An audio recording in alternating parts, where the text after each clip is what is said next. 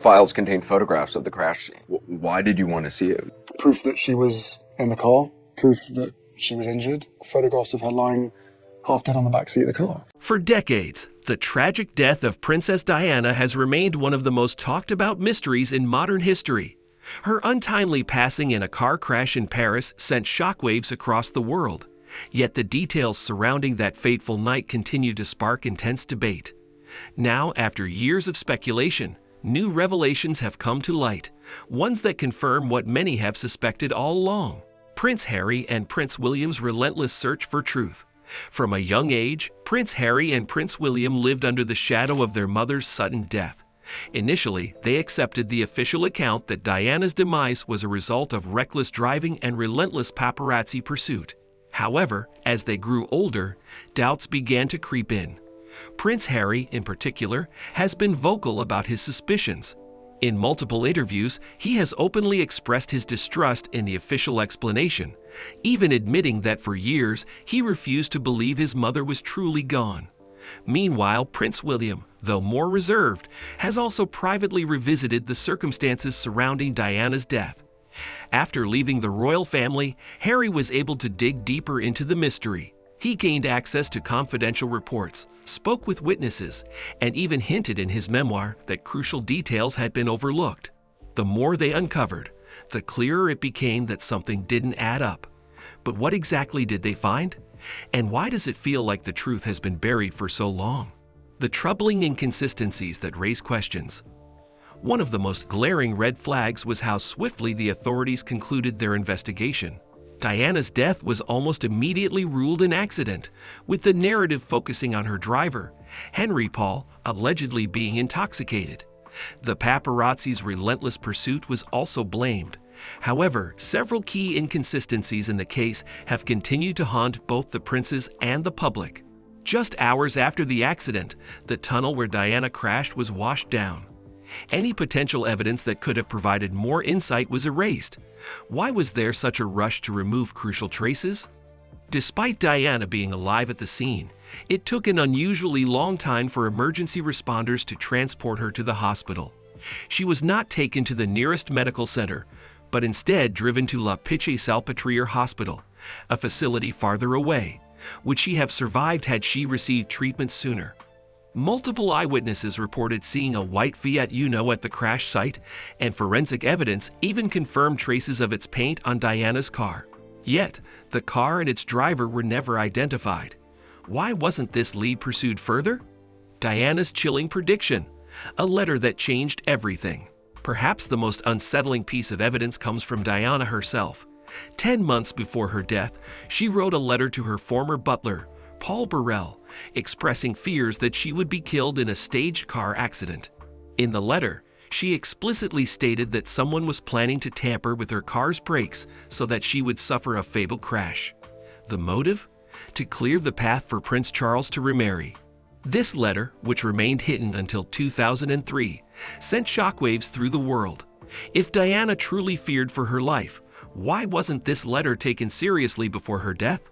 Why didn't it prompt a deeper investigation at the time? When Operation Paget, a British investigation into conspiracy theories surrounding Diana's death, was launched, it dismissed her letter as mere paranoia. The final 871-page report, published in 2006, ruled that there was no evidence of foul play. But despite this official conclusion, many, including those closest to Diana, remained unconvinced. Conflicting accounts and the never-ending suspicion. Even those within Diana's inner circle have disagreed over the authenticity of the letter. While Paul Burrell insisted it was genuine, Diana's friend Lucia Flecha de Lima claimed she did not believe the princess ever wrote it. She suggested that Burrell may have fabricated the note to stir controversy. Furthermore, Mohammed Al-Fayed, the father of Dadi Al-Fayed, Diana's partner who also perished in the crash, firmly believed that the accident was orchestrated.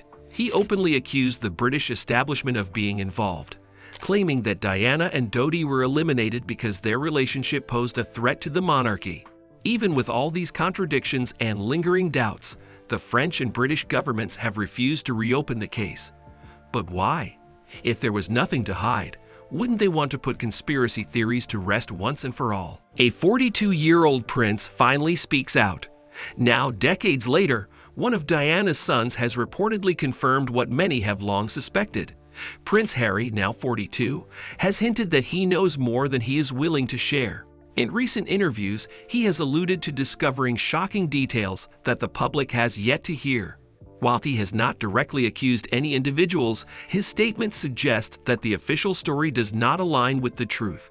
His refusal to remain silent has reignited global interest in the case, prompting fresh debates about what really happened that night in Paris.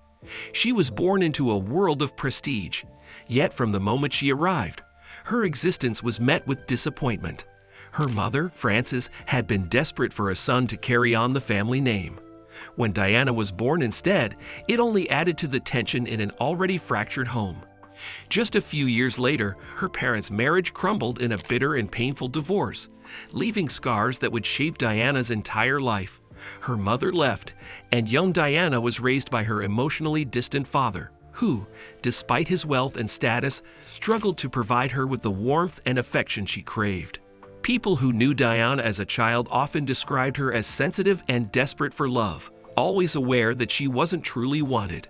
She grew up in a grand estate, surrounded by luxury. Yet behind those opulent walls, she was just a lonely girl searching for a sense of belonging. This longing for love became a defining aspect of her life, influencing the relationships she sought and the choices she made. When someone grows up feeling unwanted, they tend to cling to love wherever they can find it, even when it's the wrong kind. Unlike many members of the aristocracy who attended the most prestigious universities, Diana's education was, by comparison, unimpressive. She was never an academic star. In fact, she failed her school exams twice and eventually dropped out of school at just 16 years old. But while she struggled with academics, she possessed something far more valuable: an innate warmth and an ability to connect with people on a deeply emotional level. Rather than conforming to the expectations of elite society, Diana yearned to do something meaningful. After a brief stint at a Swiss finishing school, she returned to London at 16 and took on regular jobs, unheard of for someone of her background. She worked as a nanny, a dance instructor, and even a kindergarten assistant. Imagine that, the future Princess of Wales cleaning up after toddlers and living in a modest London flat with roommates. Unlike many aristocratic women of her age, Diana wasn't being groomed for royalty. She was living an independent life, making her own choices. She wasn't supposed to marry the future King of England. So how did she find herself at the center of a fairy tale that wasn't meant for her? Diana was just 19 when Prince Charles proposed to her. He was 32. To the outside world, it seemed like the perfect royal love story. But behind the scenes, something was already terribly wrong. For starters, Charles didn't seem particularly in love. When asked if he loved Diana, his infamous response was, "Whatever love means." Imagine hearing that from the man you are about to marry. But perhaps the most painful part of it all was Camilla Parker Bowles. Diana knew, even before her wedding, that Charles was still deeply involved with Camilla. She discovered their private phone calls, their secret meetings, and even found a bracelet Charles had made for Camilla just before his wedding to Diana. Diana tried to voice her doubts. She reportedly told her sister that she wanted to back out of the wedding, but she was told it was too late. The wedding was too big, too public. She had no choice. And so on Wednesday, July 29, 1981, Diana walked down the aisle at St. Paul's Cathedral, watched by millions around the world. She looked like the perfect princess. But inside, she already knew this wasn't a love story. It was a trap. Diana was never meant to be the woman Charles married. She wasn't the kind of person the royal family could control. And when she started speaking out, when she began revealing the truth about life behind palace doors, she became a problem. She wasn't just a princess. She was a threat. And threats don't always get to walk away. Charles and Camilla. From the moment Prince Charles and Camilla Parker Bowles met in the early 1970s, their connection was undeniable. They shared the same interests, the same sense of humor, and an unbreakable bond. However, the royal family deemed Camilla unsuitable as a future queen. She didn't come from the aristocratic lineage they desired, and worse, she had a romantic past. In the royal world, a future king's wife needed to be young, innocent, and without any controversial history. Camilla didn't fit that mold. After their wedding, Diana confronted Charles about his relationship with Camilla. His response? "I refuse to be the only Prince of Wales who never had a mistress." That statement told Diana everything she needed to know. Camilla was never going anywhere, and Diana was simply expected to accept it. But Diana wasn't the type to sit quietly and play along. Instead of private confrontations, she took her battle to the media. She gave interviews, she shared her struggles, and she exposed the truth. In doing so, she changed the world's perception of the royal family. She revealed that the fairy tale was a lie. And once that truth was out, the royal family had a serious problem on their hands: the media's obsession. At first, Diana was the perfect princess, the young, beautiful bride stepping into a royal fantasy. The press adored her. The public adored her.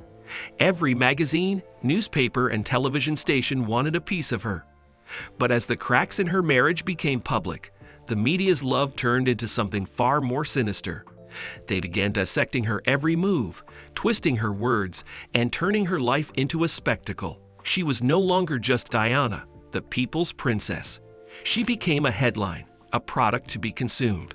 By the time she divorced Charles in 1996, it was clear that she could never escape the press. And on the night of August 31, 1997, their relentless pursuit turned deadly. Diana was in Paris with her boyfriend, Dodi Fayed.